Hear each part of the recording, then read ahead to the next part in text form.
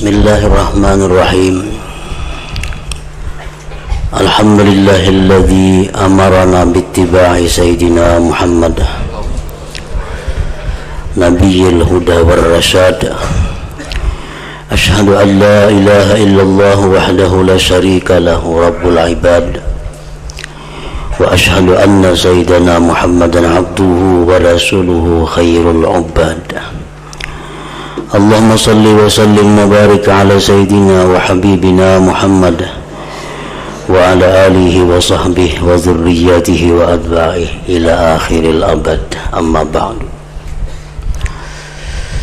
Yang kita hormati dan kita cintai para habaib, para alim ulama, muhibbin, hadirin hadirat rahimakumullah. Puji syukur selalu kita haturkan kehadirat Allah subhanahu wa ta'ala atas limpahan karunia, taufik dan hidayah serta inayah kita kembali malam ini dapat berkumpul bersama-sama di majelis yang penuh barakah ini. Salawat dan salam kita haturkan kepada junjungan kita Nabi besar Muhammad sallallahu alaihi wasallam dan kepada seluruh keluarga, para sahabat, zurriyat dan pengikut beliau sampai akhir masa nanti. Para muhibbin rahimakumullah, al-hadithul hadi wal arba'un, hadis yang ke-41. Ini hadis yang pertama dari tambahan beliau sesudah 40 hadis.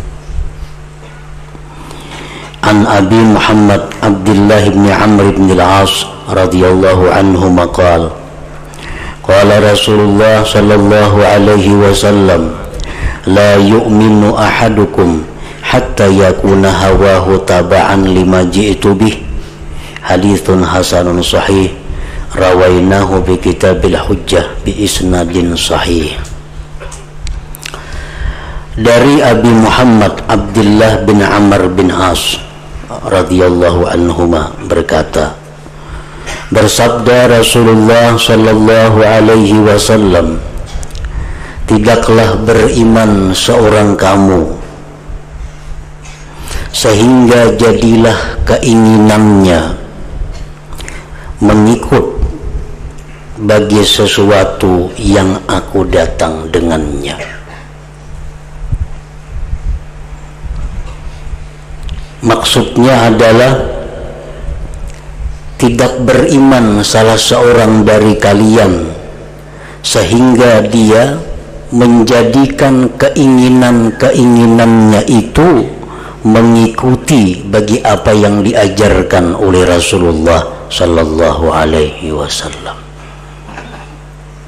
Kita boleh hendak hendak ini, hendak apa, boleh.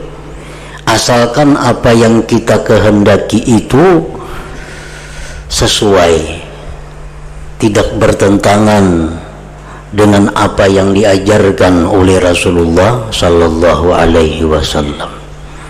Itulah kesempurnaan iman seseorang. Bagaimanapun dia inginnya terhadap sesuatu, bagaimanapun dia hendaknya mencapai sesuatu, tetapi kalau itu tidak sesuai dengan apa yang diajarkan Rasulullah sallallahu alaihi wasallam, maka dia akan mundur daripada menghendaki sesuatu itu. Ini tanda keimanan seseorang. Para muhibbin rahimakumullah, hendak menjadi orang kaya. Agama tidak melarang kita menjadi orang kaya, asalkan menjadi orang kaya itu sesuai dengan orang kaya yang diajarkan oleh Rasulullah sallallahu alaihi wasallam. Apa yang diajarkan agama terhadap orang kaya? Pertama, kasbul halal, usaha yang halal. Silahkan jadi orang kaya, silahkan hendak sugih, ayo hendak sugih, tapi berusaha nang halal, cari duit nang halal. Yang kedua, biniyatin salihah, dengan niat yang baik, dengan tujuan-tujuan yang baik. Artinya kalau aku kaina jadi orang kaya, aku akan demikian berbuat kebaikan. Nah, itu sesuai dengan apa yang diajarkan Rasulullah Sallallahu Alaihi Wasallam. Dan andai kata dia sudah berhasil menjadi orang kaya, bagaimana mestinya menjadi orang kaya yang sesuai dengan ajaran Rasulullah Sallallahu Alaihi Wasallam itu? Pertama, luzumut tawadu. Orang kaya itu selalu melazimi sifat tawadu. Jangan hanya lagi miskin bersifat rendah hati, begitu kaya sombong. Nah, ini kada sesuai dengan ajaran agama kita. Yang kedua, nafiyul kibir, menolak kesombongan di hatinya. Karena harta ini adalah salah satu di antara 7 sebab yang menyebabkan orang tersirit ke dalam kesombongan. Karena dia merasa punya harta yang banyak, karena merasa punya kekayaan, itu sangat mudah didatangi perasaan besar, perasaan sombong ini. Yang ketiga, kalau dia sudah kaya, dawamus syukur, selalu syukur. Artinya apa? Selalu menggunakan nikmat-nikmat itu di jalan yang diridai Allah. Tidak menyalahgunakan nikmat. Yang keempat, at-tawassul ila a'malil bir. Dia menjadikan harta kekayaannya itu sebagai alat untuk mencapai amal-amal kebaikan. Yang kelima, al-basyasah bil fuqara wal masakin, manis muka dengan orang fakir miskin.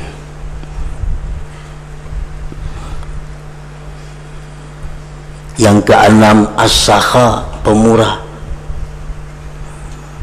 Yang ketujuh, mura'atu hukukil khadam, menjaga hak-hak para pembantunya.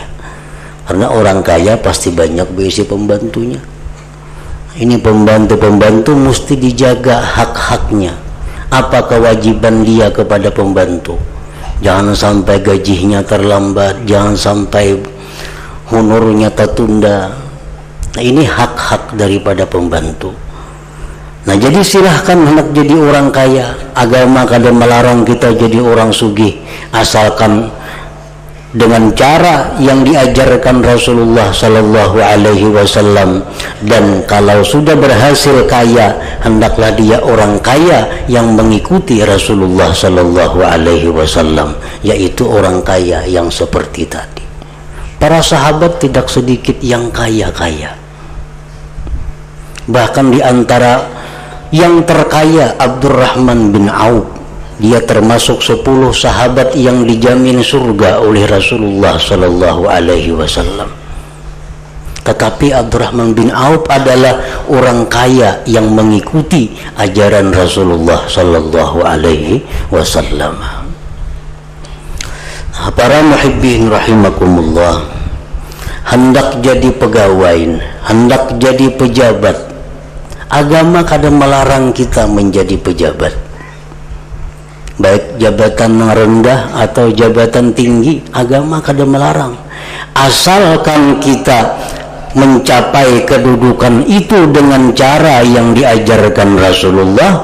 Dan kalau sesudah jadi pejabatlah yang mengikuti jejak Rasulullah Sallallahu Alaihi Wasallam, agar dia menjadi pejabat yang beriman. Apa yang mesti dilakukan oleh orang yang hendak jadi pejabat itu? Pertama, ahliyatuhu lil imarah. Dia memang ahli dalam jabatannya itu. Hendak jadi apa misalnya, jadi lurah, jadi pembakal. Memang inya bisa urusan-urusan mengatur masyarakat, memang inya pandai administrasinya, memang inya ada sekolahnya untuk itu. Nah silahkan. Yang kedua, biniyatin salihah, dengan niat yang baik. Kalau aku jadi lurah, kampungku akan islami, segala macam bentuk maksiat akan kuhalangi. Nah ini niat yang baik. Ini lurah yang beriman kepada Allah. Kalau sudah punya niat seperti itu.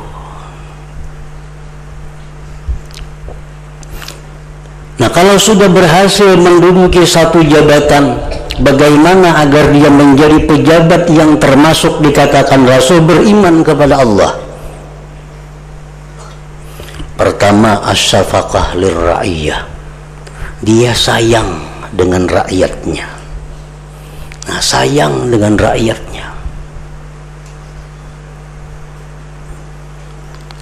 Macam para pejabat-pejabat yang salihin dahulu, mereka tiap malam berjalan mengelilingi kampung-kampung, di mana rakyatnya tidur, di mana rakyatnya berdiam, apakah makan mereka, apakah sakit mereka, apakah susah mereka. Nah ini pejabat-pejabat yang mengikuti jejak Rasulullah sallallahu alaihi wasallam. As-syafaqah lirra'iyah, kasih sayang terhadap rakyatnya. Yang kedua, kalau sudah jadi pejabat itu al-fikru qabla al-amar, berpikir matang sebelum perintah, pikirkan bujur-bujur sebelum melaksanakan, mengeluarkan perintah.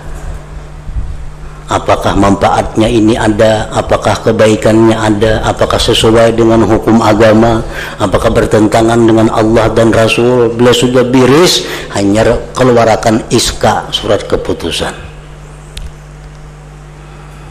Yang ketiga, al-adlu, adil. Orang pejabat itu kada tahu di keluarga, kada tahu di kamanakan, kada tahu di marina, kada tahu kai, kada tahu ipar, kada tahu mintuha. Di mata seorang pejabat sama sebagai rakyat jelata. Ini pejabat-pejabat yang sudah dicontohkan oleh para salihin dahulu. Yang ketiga, al-amanah, amanah.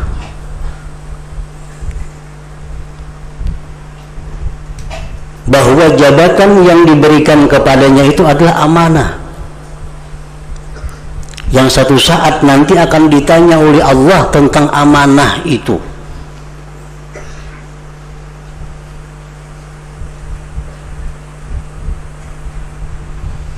Yang kelima, nafiyul kibir, menolak kesombongan.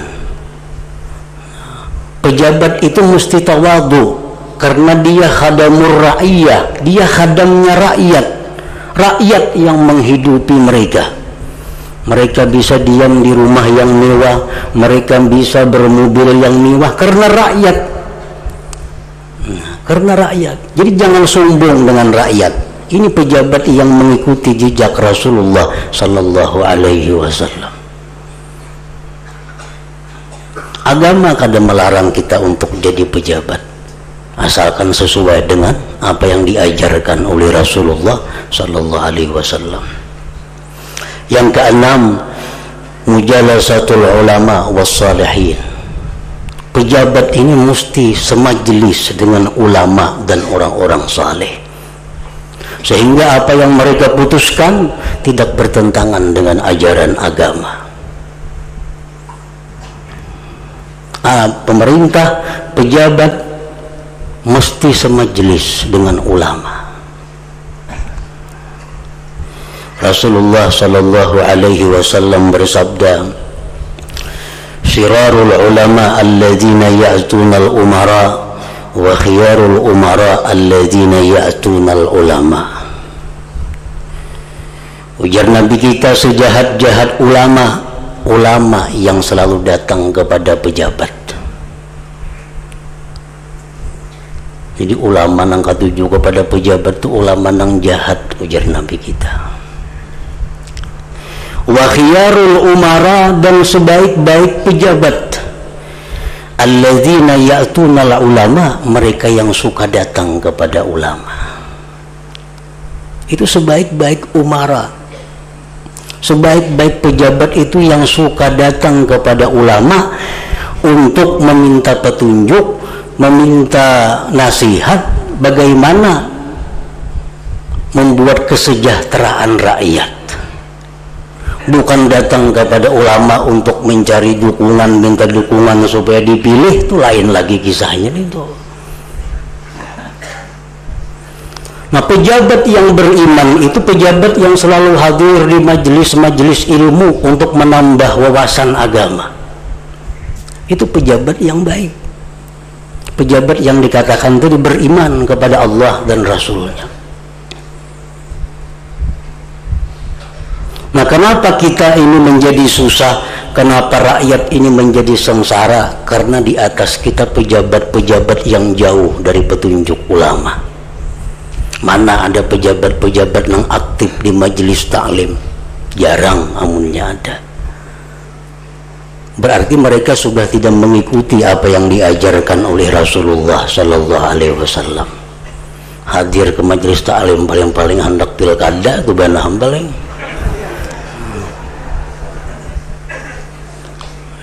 Ini iman seseorang, pejabat yang beriman. Silahkan hendak jadi pejabat napa, agama mendukung, asalkan mengikuti peraturan dan jejak langkah Rasulullah Sallallahu Alaihi Wasallam. Wa khiyarul umara alladzina ya'tunal ulama, sebaik-baik umara itu umara yang datang kepada ulama.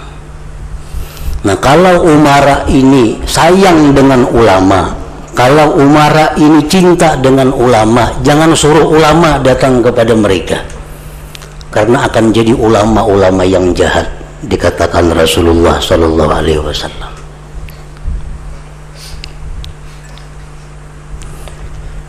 Nah, kemudian lagi, andai kata seseorang hendak berkeluarga, hendak mencari pasangan hidup, hendak kawin, agama kita mengajarkan bagaimana Rasulullah mengajarkan kepada kita kalau kita mencari jodoh, mencari pasangan, atau orang tua mencari minantu umpamanya. Rasulullah SAW mengajarkan ad-din, agama. Cari pasangan hidup ini nang seagama. Amunnya minantu, cari minantu, calon minantu nang seagama, jangan nang beda agama. Kristen Islam, Islam Kristen, Kristen ya Islam lawan Yahudi, lawan Hindu, Buddha, ini sudah sekadar sesuai dengan ajaran Rasul. Pilih yang seagama.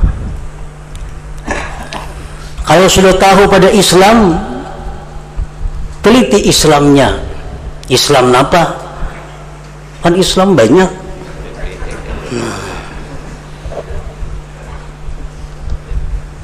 Nah, cari Islamnya, Islam nang macam apa?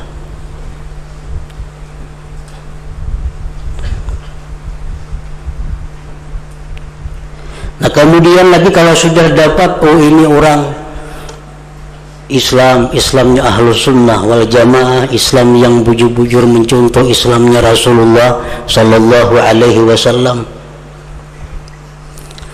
Nasabihi, cari nasabnya, keturunannya. Oh, si Ano tuh keturunan siapa? Abahnya siapa? Kainya siapa? Datunya siapa? Minimal 3. Bila 3 itu ngarannya disebut hasab. Nah, hasab lebih daripada sekedar nasab. Kalau orang tuh bernasab baik sampai 3, ngarannya dzul hasab, punya hasab. Oh, jadi abahnya baik, kainya baik, datunya baik.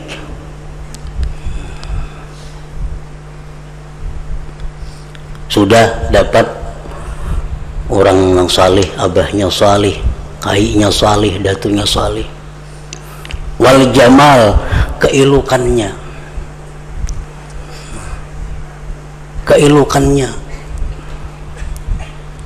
nah keilukan ini atau kecantikannya, ketampanannya itu relatif, artinya agama kada mau ukur. Karena menurut saikung tuh bungas jeung saikung kada tuh bisa terjadi. Bungasnya jadi biniku nyata aja, yang lain ada lagi. Nah, itu relatif. Ya saikung kada ya aku sebungas yang lain. Nah itu kada kalau disoalkan itu masing-masing orang menilainya. Cari nang jamal. Yang keempat al-mal, nang punya harta untuk hidup ini. Nah agama mengajarkan demikian. Kalau kita mencari pasangan hidup atau orang tua mencari bakal menantu nang macam itu perkawinan yang beriman, perkawinan yang menurut jejak Rasulullah sallallahu alaihi wasallam. At-tajammul bil libas, berhias dengan pakaian, disuruh. Kada melarang agama kita berhias dengan pakaian yang baik-baik. Bahkan kita disuruh sembahyang dengan pakaian yang baik. Tetapi pakaian yang baik itu pakaian yang bagaimana yang diajarkan Rasulullah sallallahu alaihi wasallam. Pertama, mutlak satirul aurah, menutup aurat. Kayak apa aja harapnya pakaian, kalau terbuka aurat itu sudah dianggap Rasulullah kada beriman. Satirul aurat, menutup aurat. Menutup aurat belum cukup. Yang kedua, la talbasud dik warrakik, dia tidak memakai yang sempit dan tipis. Menutup aurat tapi bilang kayak kantatnya itu belipat-lipat aja batisnya ngalih. Orang menyambat salawar jin ngarannya. Salawar jin ngarannya aja sudah jin berdulu. Bujur kandal, menutup aurat tapi sempit. Nah, memperlihatkan anggota tubuh, bentuk anggota tubuh. Orang memakai itu kawan bana lawan jinnya.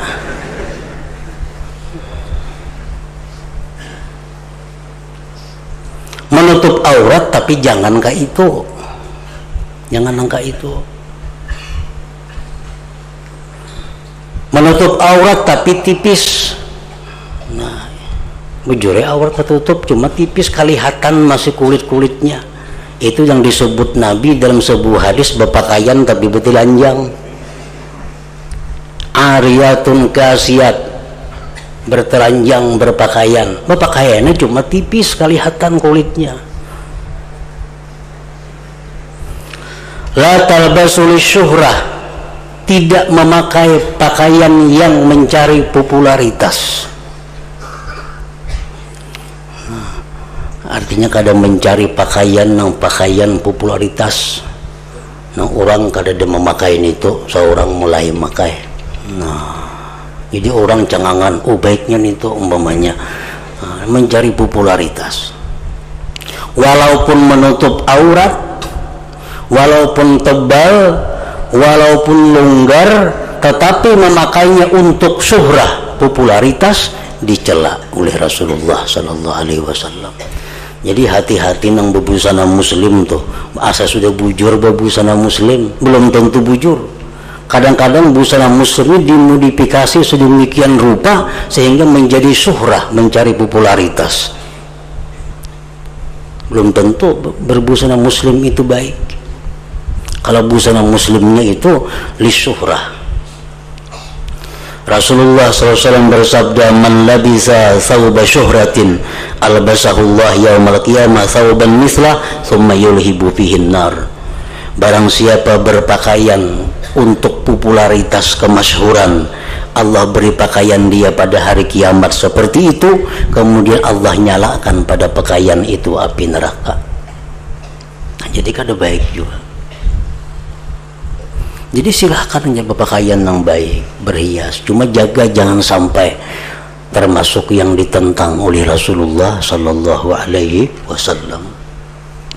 Memperhiasi diri, agama menyuruh, menganjurkan agar kita membersihkan diri kita, memotong apa yang perlu dipotong, mencukur apa yang perlu dicukur supaya kelihatan rapi dan bagus. Itu manusia. Nah, tetapi di dalam ini ada batasan-batasan, ada larangan-larangan untuk mempercantik diri seseorang.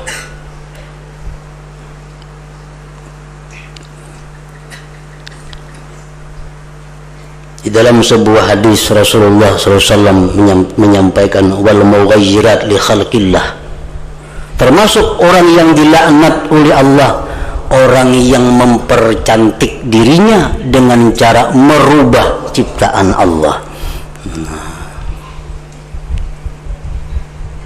Merubah ciptaan Allah.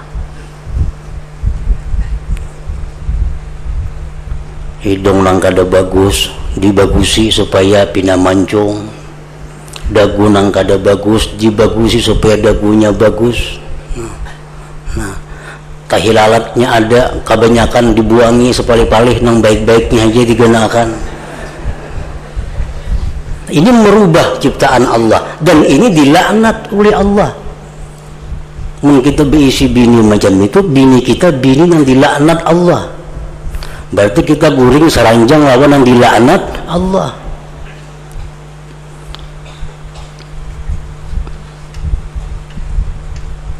La'anallahu an-namisah wal mutanammisah. Allah melaknat perempuan yang mencukur atau merapikan alisnya. Dilarap ulahan Tuhan saya membaikan alis dilarap diganti lawan sepidol dicurik. Pintar benar itu. Baik ulahan Tuhan dah dilarap, dibuangi, diulah sepidol, diulah. Ini termasuk dalam hadis ini la'anallah an-namisah wal mutanammisah. Allah melaknat orang yang mencukur dan orang yang minta dicukur. Nang tukang gawe sama, nang mahadang sama, dilaknat juga oleh Allah. Ini kita bayangkan diri kita dilaknat oleh Allah. Kita sembahyang menghadap Allah, kita membaca Quran, kita berzikir, sedangkan kita manusia yang dilaknat oleh Allah. Setiap kali zikir nang kita ucapkan, salawat nang kita sampaikan, Quran nang kita baca, bukan dibalas pahala oleh Allah, tetapi dibalas kutukan oleh Allah.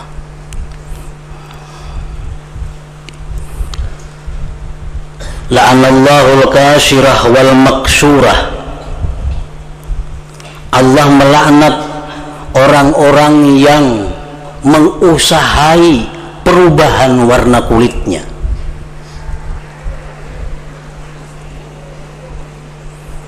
Kan ada obat-obatan yang memutihkan warna kulit, dilaknat oleh Allah.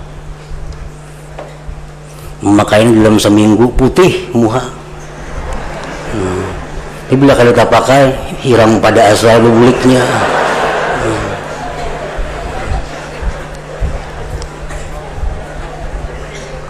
La'anallahu al-qashirah wal maksurah. Allah melaknat perempuan-perempuan yang bekerja sebagai orang demikian dan perempuan yang dikerjakannya. Memakai obat-obatan, memakai alat apa untuk memutihkan wajahnya. Nah, itu dilaknat juga oleh Allah. Nah, ada aja dipelihara. Memelihara kada apa-apa, disuruh. Memelihara supaya jangan berhirang kada apa-apa. Misalnya ke hutan tabal pupur yang kayak tuping lah. Nah, orang kak bikin binian ke hutan tuh punya tabal pupur itu supaya jangan hirang kada apa-apa itu. Sudah hirang berdahulu mungkin ya Allah. Ini supaya jangan hirang, nah pupur kayak tuping ke hutan kada apa-apa itu. Ini memutihi nang sudah ada nih diputihi pulang. itu yang dilaknat oleh Allah.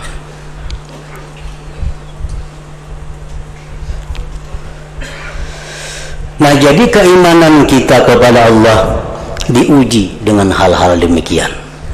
Sampai di mana iman kita kepada Allah, kita dihadapkan kepada demikian. Kalau kita berkehendak sesuatu, kita tanding dengan ajaran agama. Apakah ajaran agama merestui atau kada? Bila kada merestui, kita mesti mundur kalau kita punya iman. Nah, kalau kita kada beriman itu sudah kada ada kisah nang kayak apa aja digawinya, baik ditantang oleh agama atau kada direstui oleh Allah atau dilaknat, inya karena kada ada imannya, semuaan perasaannya rasa boleh. Nah, para muhibbin rahimakumullah, itulah sebagian dari apa yang dimaksud Rasulullah, la yu'minu ahadukum hatta yakuna hawahu taba'an lima ji'tu bihi. Nah, kemudian yang terakhir daripada kitab ini adalah hadis yang ke-42. Ila hadratin Nabi sallallahu alaihi wasallam. Al-Fatihah. A'udzubillahi minasyaitonir rajim. Bismillahirrahmanirrahim. Iyyaka na'budu wa iyyaka nasta'in. Ihdinas siratal mustaqim. Asyhadu an la ilaha illallah wahdahu la syarika lahu وأشهد أن سيدنا محمدا عبده ورسوله لا إله إلا الله نستغفر الله لا إله إلا الله نستغفر الله لا إله إلا الله نستغفر الله لا إله إلا الله ونتوب إلى الله لا إله إلا الله محمد رسول الله صلى الله عليه وسلم ويا أيها الرجل منه شفاعة صلوا عليه وسلموا تسليما.